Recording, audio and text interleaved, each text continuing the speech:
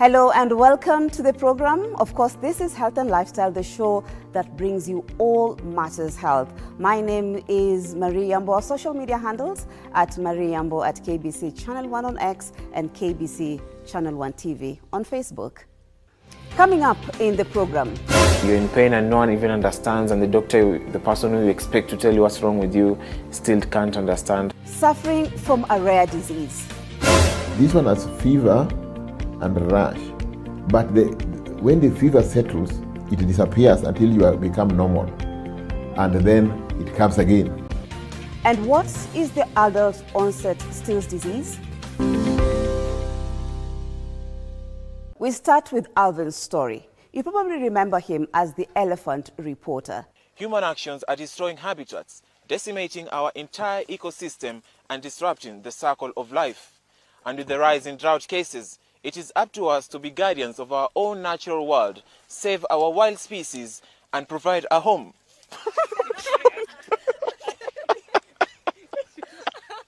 Alvin Kaunda has been battling a rare disease. He starts by explaining to us the frustrating journey of his diagnosis. Take a listen. It is up to us to be guardians of our own natural world, save our wild species. This was Alvin Kaunda's first story after he landed an attachment opportunity at KBC. The report went viral across the globe, with major international news outlets like CNN, BBC, Fox News, Al Jazeera, among others, running the story of the moment a baby elephant interrupts Alvin's report. Brilliant. Thanks for watching. I still didn't understand why that was such a big issue for everyone until sometimes after I looked back into the video, like watching it from a normal person perspective, I saw that it's not every day you get to see a reporter being tickled by elephants, not just any animal, but elephants. So it was really heartwarming for me, and it changed my life, to be honest, yeah. Alvin Kaunda loved the wildlife, but he feared the days of his wildlife expeditions were over when he was incapacitated by a mysterious illness. I noticed at night I would get I would really sweat, like a lot of sweat, to the point where it looks like as if I'm wetting the bed, and that was abnormal. Because judging from I'm a person who has been in Mombasa, so sweating is not an issue for me.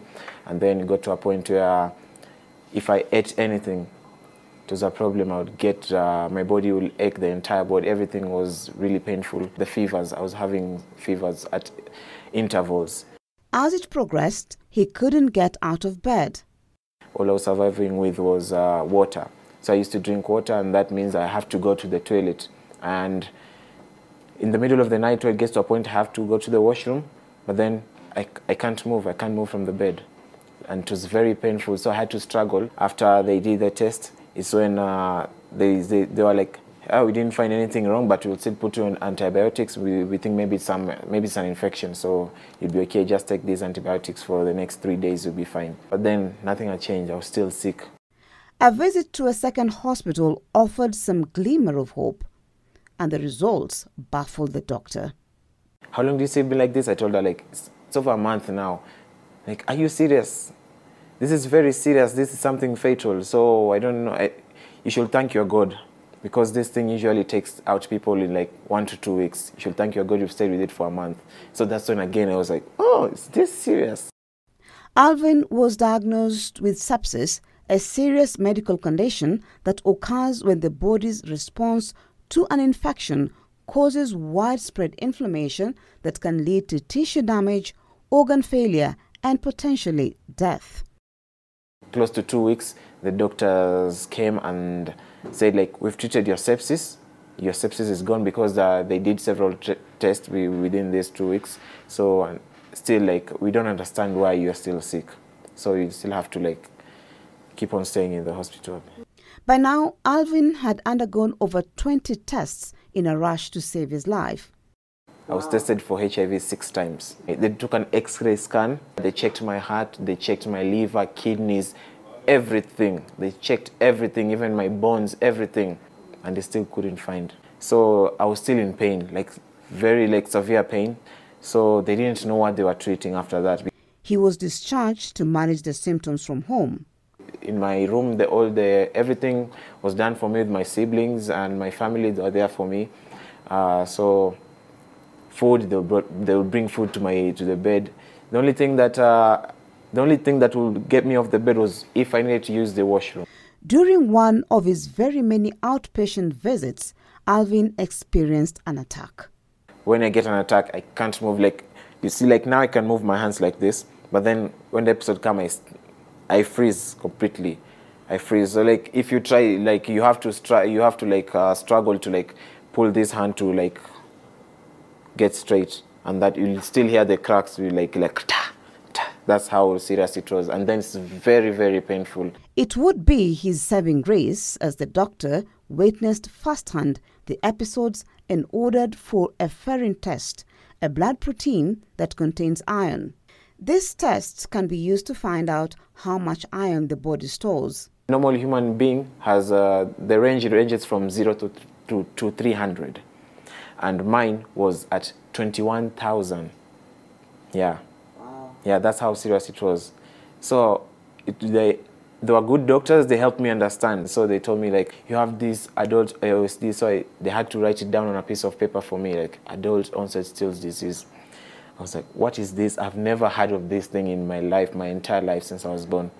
They were like, yeah, it's a rare condition. So the doctor was treating me also told me like, yeah, it's very rare. My last patient was in 1998. Still's disease is a violent immune reaction that affects just 1 in 100,000 people. Its cause is not known.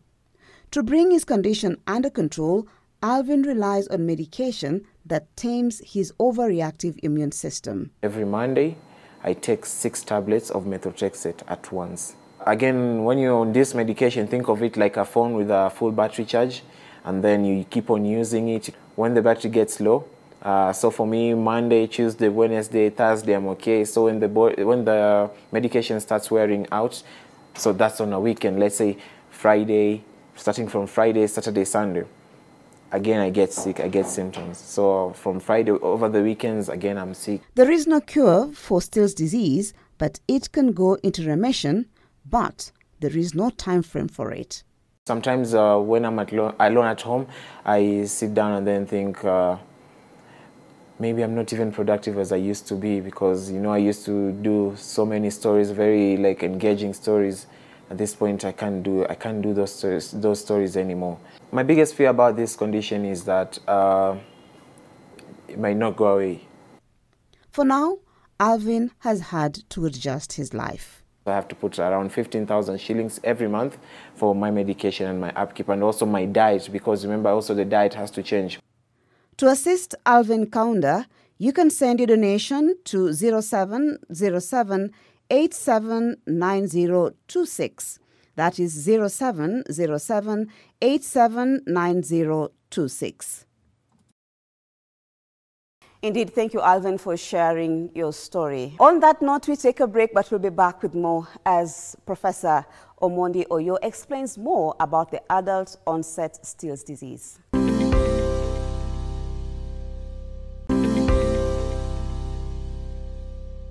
Welcome back, and thank you for staying with us. We now want to switch gears and we speak to Professor Omondi Oyo. He is a rheumatologist. He starts by explaining some of the symptoms of adult onset Still's disease. Adult onset, the fact that it is called adult, it means that there's another one for children. So Still's disease is one of the inflammatory arthritis of children. We classify it as it comes with fever and joint pains in children, but such a condition also occurs in adults. So when we say Still's disease, you refer to the one of children, but if you see such a condition in adults, then you call it adult onset Still's disease. It is an exclusive diagnosis, but you must exclude many things, because for you to say this is adult onset Still's disease,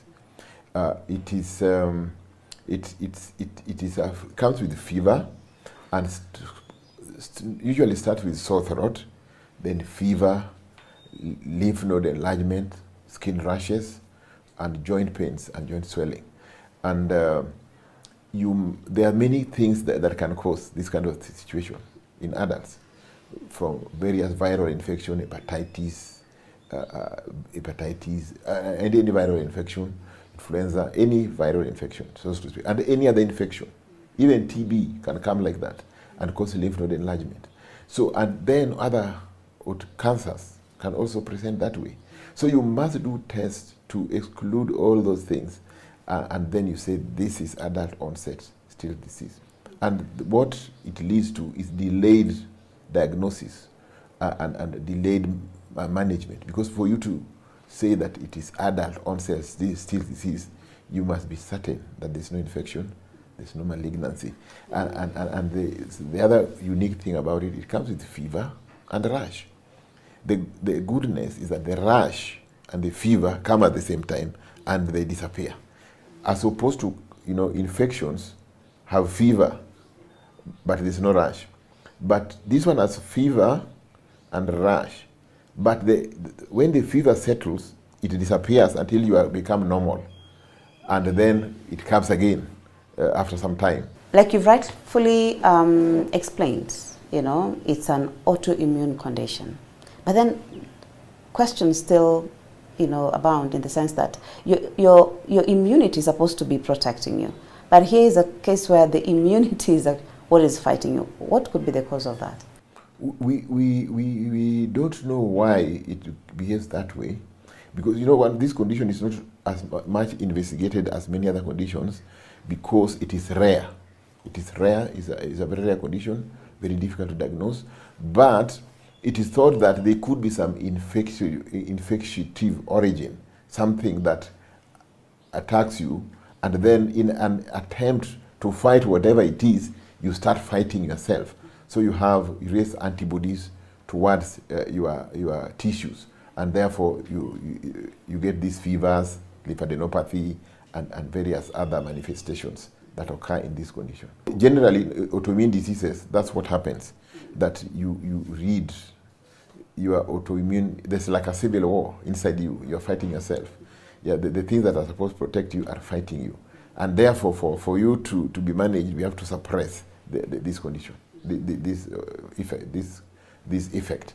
So you have to rule out even other autoimmune diseases like lupus. You must rule them out before you say this is adult onset still's disease. It could be a viral infection or any kind of infection that can actually trigger the onset of adult onset still's disease. But is there a chance that it could also be hereditary? As I said, it is not well understood. But as most autoimmune conditions, it tends to run in certain families. So we think that there's some genes that could be involved in its manifestation or in its genesis. But they're still thinking that there's some infective process somewhere that makes you start experiencing this aberration of your immune system. So diagnosing such kind of a condition can be very difficult. First of all, what are the challenges for a physician like you when a patient comes with all manner of symptoms and you're not able to put your finger on it? That's number one. But generally, the diagnosis of this condition is more or less what we can say is by elimination. Maybe you could explain to us. The challenge is, it's a frustrating thing because you look at it and see the white cell count is high, the lymph nodes are enlarged, you think it's an infection and you say, okay, I'll give antibiotics. You do blood culture, you get nothing. You give antibiotics, the condition is just looking at you. The advantage is that most of them, you start them on non-steroidal anti-inflammatory drugs that reduce fever, and the patient feels good in between. But the challenge is treating something which seems to be frustrating. It's not responding to the best of your knowledge. But fortunately for us as rheumatologists, we walk through our specialty with our eyes wide open for anything that can happen. So if you have a high index of suspicion, you will really pick it up. So when we get an inflammatory process, we look at those markers of inflammation. We look at ferritin levels, high white cell count, negative test for infections, and we know, yeah, this is adult onset Still's disease, and we move very quickly to treat. But by the time the patient comes to us, has already done antibiotics, has done TTB, has been tested for this, tested for that. Fortunately, many of the tests that they do have already happened. But sometimes anybody with challenging, inexplicable condition always ends up on the desk of rheumatologists. So that's how we appear to make a diagnosis early. But it's because many tests have been done. It's only just putting the piece. It's like putting the jigsaw puzzle together, and you say, yeah, this is it. Then when you start the treatment, you appear as if you are bright, but you are not really bright as such.